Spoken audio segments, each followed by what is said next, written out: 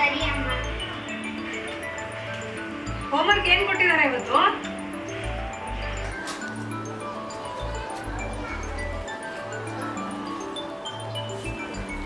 ಇದೇನೆ ಪೌಚ್ ಎಲ್ಲ ಖಾಲಿ ಮಾಡ್ಕೊಂಡ್ ಬಂದಿದ್ಯಾ? ಪ್ರೈಮರಿಯಿಂದ ಇದೇ ಗೋಳಾಯ್ತು ಬಿಡ್ದು.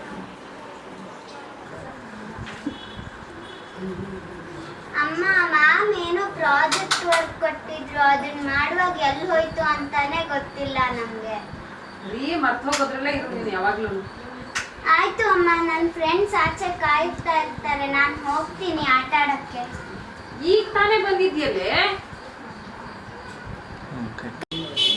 ಈ ಹುಡುಗಿ ಹೀಗೆ ಆದ್ರೆ ಬುದ್ಧಿ ಕಲಿಯಲ್ಲ. ಇದಕ್ಕೆ ಏನಾದ್ರೂ ಒಂದು ದಾರಿ ಮಾಡ್ಬೇಕು.